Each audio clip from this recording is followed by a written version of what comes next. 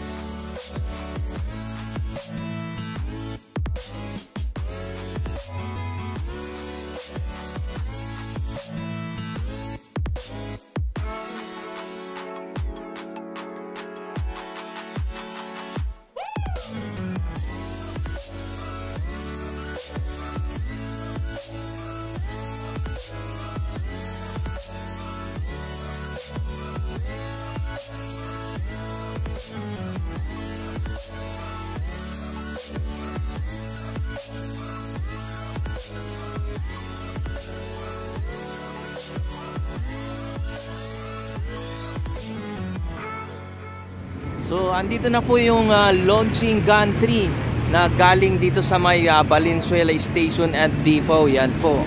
Ayan. So nandito po siya sa may tapat ng Tri-Assist Marketing. Ayan. Ito pong launching gantry na to ay patungo po ito ng Tutuban o South. Na nga po siya sa may bahaging ito. At ayan. Itong isang span dito ay kinukumpleto na nila. Nakaangat na po yung mga segmental box girders dyan, no? Yan, no? Yan, ang lalaki.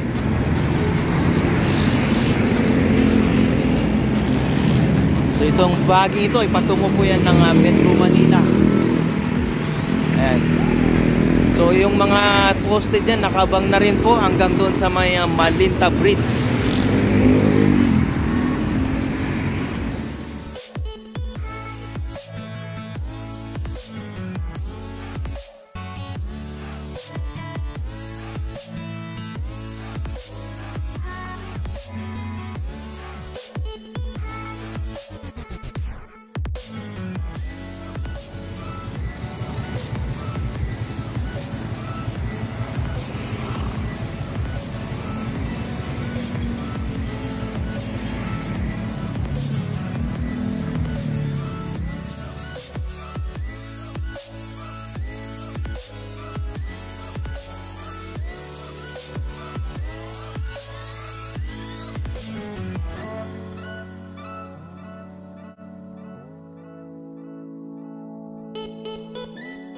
So ito po ang latest update sa project na ito. Maraming salamat po sa inyong patuloy na pagsuporta sa ating YouTube channel. At sa mga bago pa lang dyan at sa mga hindi pa po nakapag-subscribe, please click subscribe para ma-update kayo tuwing may bago tayong video.